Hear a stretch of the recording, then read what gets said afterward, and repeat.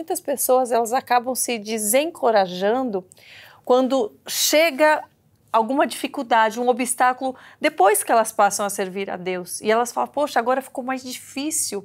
Mas a gente vê pessoas como você, ou pessoas que estão no ministério há mais tempo, que é você ultrapassar esse obstáculo. Então eu queria que você ensinasse essas pessoas a se fortalecerem para poder prosseguir. Sim.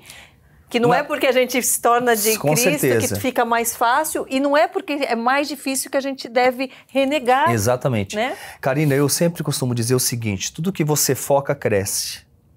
Tudo que nós precisamos é focar em Deus, isso. A nossa intimidade com Ele. Isso. O problema, às vezes, é até o mesmo.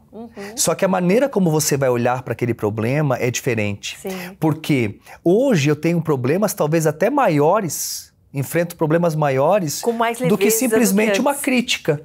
Por exemplo, de alguém que está dizendo que eu não sei andar. Sim. Hoje eu tiro isso de letra, por quê? Porque o meu foco não está no problema. O meu foco está no meu Deus, na minha identidade. Então, quando você sabe quem você é, quem você não é e quem você vai se tornar, os problemas, eles vêm. Só que você sabe lidar com os problemas por conta de você ter uma intimidade com Deus Pai, onde Ele tem o controle de todas as coisas. E se você está passando por algo que não foi uma escolha sua, não foi um pecado seu, não foi algo que você realmente escolheu viver, Deus está no controle. E às vezes Deus permite nós passarmos por circunstâncias para nos forjar, para nos preparar. E às vezes Deus não muda as circunstâncias porque quer usar as circunstâncias para nos mudar. Sim. Porque algo dentro de nós precisa ser gerado. Então o que eu entendo? Eu entendo que tudo que nós precisamos fazer diante dos problemas da vida é nós realmente se apegarmos com Deus, ter intimidade e entender que deserto não é lugar de permanência, é lugar de passagem. Então você vai passar. Sim. Vai dar tudo certo e você vai sair muito mais forte, porque aonde hoje é uma dor, amanhã vai ser o seu maior testemunho. Sim, sim. Entende? E eu sempre costumo dizer também que uma ferida fechada é um ministério aberto. Todas as feridas que eu fechei, que Deus fechou na minha vida... É algo que você vai testemunhar, porque você já se fortaleceu. Exatamente. E já... E você realmente vai ser usado naquela área para abençoar outras pessoas. Então, você que tem passado por momentos difíceis, você que está vivendo dias, circunstâncias contrárias... Confie em Deus, acredite, foque realmente no Senhor, porque Ele é poderoso para fazer infinitamente mais daquilo que pedimos ou pensamos.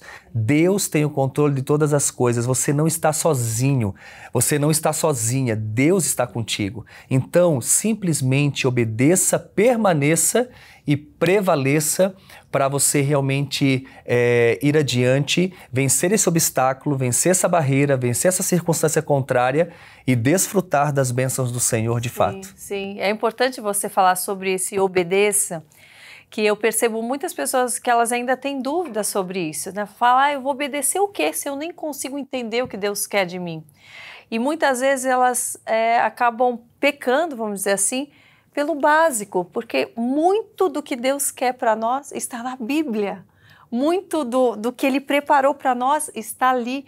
Muitos dos exemplos que vão nos fortalecer estão ali. Sim. Então, primeiramente, se você não tem uma Bíblia dentro de casa, se você nunca teve paciência para abrir a Bíblia, sabe que Deus fala tanto com a gente através dela, e muitas vezes a gente está perdido no nosso achismo, perdido no, o que será que Ele quer agora? Ele começa a falar com a gente, e através da Bíblia comigo foi assim. Ele me falou no secreto, mas a primeira coisa que Ele falou, abre a sua Bíblia. Tinha uma Bíblia que ficava ali de decoração, e Ele começou a falar comigo através da palavra. E eu comecei a entender e sentir a presença dEle. Mas eu tive que tomar uma atitude. Levantar, pegar aquela Bíblia que estava ali, como uma obediência. Que eu podia falar, eu ouvi isso, quer saber, estou com preguiça. Ele vai me direcionar como for. Mas Ele vai te dando pequenas ordens que a gente não deve encarar como obrigação, mas como direção, que vão nos levar a algo maior, a mais próximo dele. Então, não entenda como essas ordenanças como uma pressão, porque é algo que ele conduz a gente com amor, vai depender sempre de nós, do nosso livre-arbítrio. Mas quando você sentir no seu coração que ele está te levando para uma ação, faça, porque é para o teu bem. Sim. As pessoas têm tanto medo. Exatamente. E às vezes ficam criando algo tão difícil. Eu não sei ouvir a Deus, eu não sei como chegar a Deus, Ele está longe, Ele está distante. Se as pessoas soubessem como é simples encontrar esse amor, que é você abrir o seu coração. Você pode não saber orar, falar com palavras difíceis, você falar com Deus, Deus, está difícil, eu não sei o que eu devo fazer, mas eu confio em Ti. É palavreado básico, porque Ele sabe do teu interior, então Ele quer que você exponha a Ele. Sim. Essa amizade pode ser construída tão facilmente. Com certeza, inclusive o próprio devocional, eu lancei para isso mesmo, para gerar essa intimidade e mostrar que é simples de fato. Né? Basta nós darmos um passo. Eu citei aqui a parábola do filho pródigo, Karina, e quando ele cai em si, que ele volta para a casa do pai, ou seja, a volta dele, essa questão de ele entender que ele precisava estar na presença do pai e tudo mudaria na sua vida, fez com que ele vivesse algo extraordinário.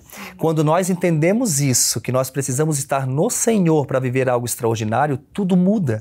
Porque você não precisa mudar para ir até Jesus. Não. Mas eu sou um pecador, eu sou um viciado, eu faço as coisas. Você não precisa mudar para ir até Jesus. O fato é que quando você o encontra, tudo muda. Isso. Entende?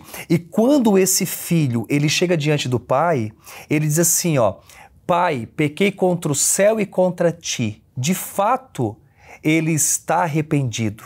Mas ele acredita ainda em uma outra mentira, porque ele diz assim, não sou mais digno de ser chamado teu filho. Olha lá. Ele acreditava na mentira que ele nunca mais poderia ser filho. Ei, deixa eu falar uma coisa para você, de coração mesmo. Não há nada de errado que você fez nessa vida que vai fazer Deus te amar menos. Deus te ama. É claro que Ele vai transformar a sua realidade. Ele não apoia o pecado, Ele quer que a gente obedeça. Eu não estou falando sobre isso, eu estou falando que muitas pessoas, Karina, elas se condenam e elas acham que para elas nunca mais vai ter uma oportunidade, nunca mais vai ter uma chance. Deus não vai aceitar, exatamente, vai enxergar como uma ovelha perdida para sempre. Pronto, exatamente o que o filho pródigo dizia, olha, eu não sou mais digno de ser chamado teu filho. Naquele momento o pai não dá ouvidos para o filho e ele chama os seus servos e diz assim, depressa, tragam roupas novas, coloque anel no seu dedo e calçados em seus pés, mate-o no novilho gordo e vamos festejar, porque este meu filho estava morto e voltou à vida, estava perdido e foi achado, e começaram a celebrar.